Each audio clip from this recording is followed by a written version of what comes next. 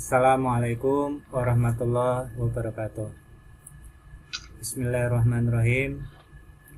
Alhamdulillahirabbil alamin. Innal hamdalillah wa nasta'inuhu wa nastaghfiruh wa na'udzu billahi min shururi anfusina wa min sayyiati a'malina. May yahdihillahu wa may yudlil wa may yudlil fala hadiyalah. Asyhadu an la ilaha illallah wahdahu la syarikalah lahul mulku wa lahul hamdu yuhyi wa yumiitu wa huwa ala kulli syai'in qadir. Allahumma sholli wa sallim wa barik alal mursalin wal anbiya wal malaikati wal mu'minun. Saudaraku yang dirahmati Allah, pada hari ini kita lanjutkan topik pembahasan kita tentang pentingnya menuntut ilmu. Nah, kemarin kita sudah bahas di part pertama, yaitu dengan ilmu kita bisa menjaga diri. Maka dari situ di Quran surat 9 ayat 122 Allah memerintahkan agar tidak semua orang beriman untuk pergi berperang, tetapi ada diantaranya untuk menuntut ilmu, untuk menyampaikan kepada kaumnya. Nah, kemudian di part yang kedua, dengan ilmu itu kita akan mengetahui bahwa Allah mensucikan, mengajarkan kepada kita Al-Kitab dan Al-Hikmah yang sebelumnya kita tidak ketahui, sehingga kita menjadi tahu. Nah, di Quran surat 2 ayat 151 mengajarkan kepada kamu apa yang belum kamu ketahui. Nah, dengan itu apa?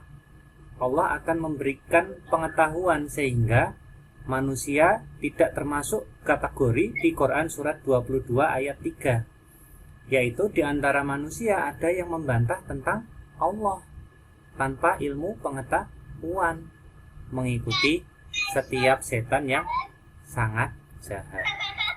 Maka setiap ada pengetahuan itu sangat penting. Dengan itu maka kita terbebas dari pengaruh setan, tidak mengikuti setan yang tidak memiliki ilmu tadi. Di Quran surat 39 ayat 9 Allah menekankan pentingnya orang untuk mengetahui atau berilmu. Apa pentingnya? Adakah sama orang-orang yang mengetahui dengan orang-orang yang tidak mengetahui? Sesungguhnya orang berakalah yang dapat menerima pelajaran. Maka di sini Allah berfirman, dengan adanya Al-Quran maka Allah akan melindungi kita dari pengaruh setan. Ketika kita berpaling dari pengajaran Tuhan, yaitu Al-Quran yang Maha Pemurah, maka kami adakan baginya setan yang menyesatkan. Maka setan itulah yang menjadi teman yang selalu menyertainya. Apa akibatnya? Kalau setan menjadi teman kita, maka setan itu akan menghalangi mereka dari jalan yang benar, dan mereka menyangka bahwa mereka mendapat petunjuk. Nah, kita coba urai kembali di part bagian 3, bagaimana agar kita dilindungi dari pengaruh setan setelah kita memperoleh pengetahuan. Maka kita harus berusaha mengaplikasikan apa-apa yang kita ketahui yang sebelumnya tidak kita ketahui. Di Quran surat 2 ayat 151 selalu mohon kepada Allah, meminta pertolongan, yaitu dengan bersegera mengingat Allah dengan khusyuk. Dan sesungguhnya Allah beserta orang yang sabar lagi bertawakal. Nah, pada hakikatnya setiap diri, setiap manusia akan ada musuh, yaitu apa? Setan. Di Quran surat 22 ayat 52 sampai 53, dan kami tidak mengutus sebelum kamu seorang rasul pun, dan tidak pula seorang nabi, melainkan apabila ia mempunyai suatu keinginan, setan pun memasukkan godaan-godaan terhadap keinginan itu. Allah menghilangkan apa yang dimasukkan oleh setan, dan Allah menguatkan ayat-ayatnya. Jadi dengan apa sistemnya Allah menghilangkan godaan? Yaitu dengan memasukkan ayat-ayat Allah. Dan Allah maha mengetahui lagi maha bijaksana. Nah, maka disitulah pentingnya dengan ilmu tadi kita bisa berperang melawan setan. Sesungguhnya setan itu adalah musuh yang sangat nyata bagi manusia.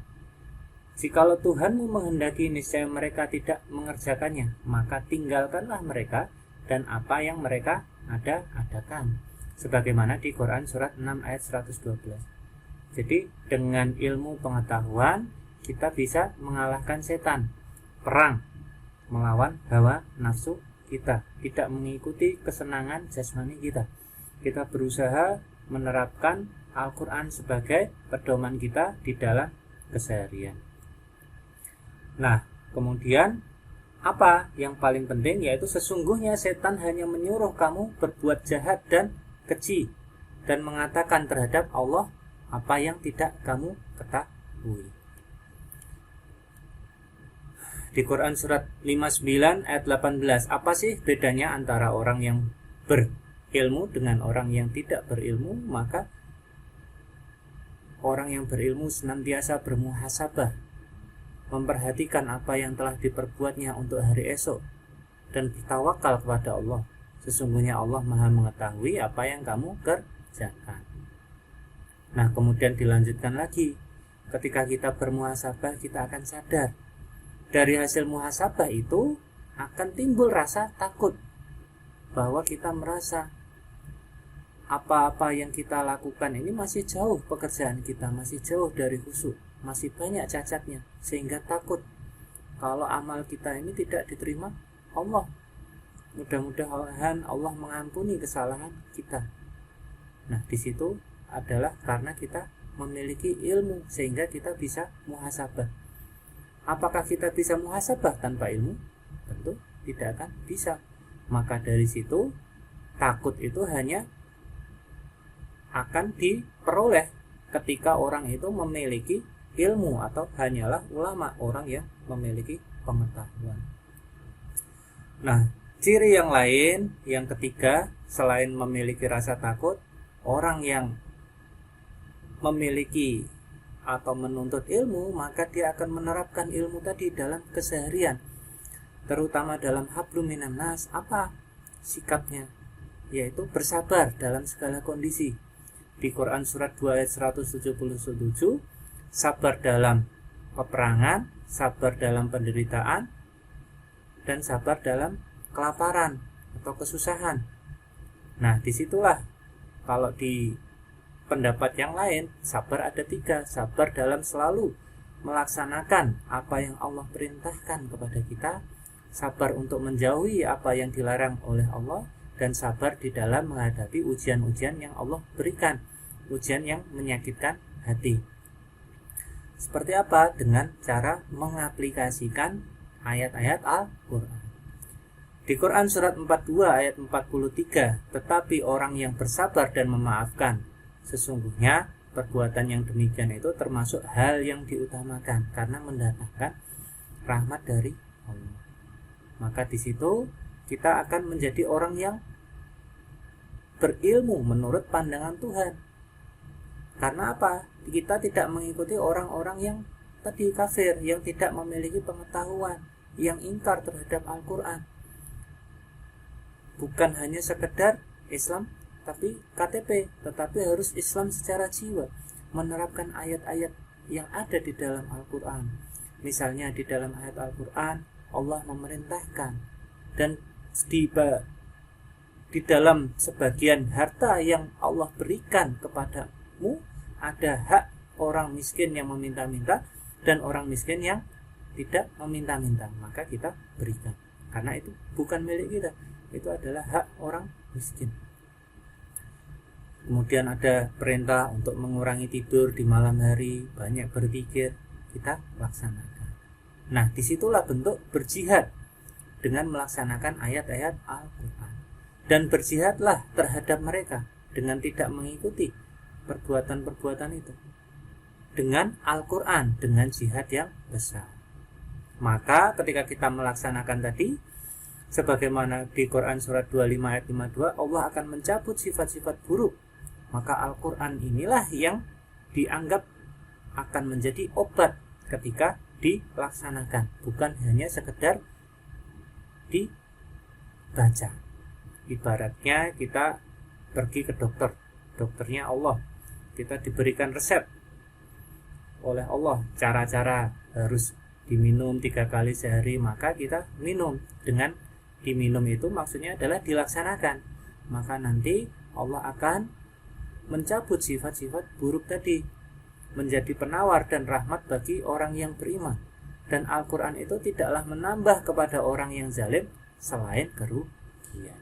Di Quran surat 17 ayat 82. Maka banyak di zaman sekarang ini ada orang akan menjadi malas, banyak sifat buruk, iri, dengki, kemudian suka menjilat, suka korupsi dan sebagainya. Maka kita tidak akan bisa hanya dengan melaksanakan satu ayat, hanya dengan melaksanakan sholat saja. Sholat yang bagaimana yang bisa mencegah dari perbuatan keji dan munkar? Sholat yang menurut pandangan Tuhan. Apakah kita sudah mengerti apa yang kita baca? Apakah kita sudah mengamalkan? Misalkan segala puji hanya bagi Allah, kenapa kita masih ingin dipuji? Ketika kita ada orang yang memaki kita, kita marah, berarti di dalam diri kita ada sifat senang dipuji. Mudah-mudahan Allah memberikan kita kekuatan untuk bisa memahami ilmu, agar kita bisa meningkatkan kesadaran kita tentang pentingnya menuntut ilmu atau Al-Quran untuk keselamatan kita baik di dunia maupun akhirat. Karena satu ayat bisa jadi menjatuhkan kita. Misal ada satu titik kesombongan yang ada di dalam diri kita, maka haram hukumnya masuk surga. Maka kita harus berusaha untuk selalu mengingat Allah, mohon pertolongan pada Allah agar membersihkan jiwa kita dari segala kotoran yang ada di dalam diri kita, sifat-sifat buruk. Ada cinta dunia, bangga diri, sombong, senang dipuji, iri hati, malas, banyak membantah, banyak tidur dan sebagainya. Mungkin itu dulu untuk topik pada kesempatan kali ini. Wabillahi taufiq wal hidayah. Mohon maaf apabila ada kekurangan. Assalamualaikum warahmatullahi wabarakatuh.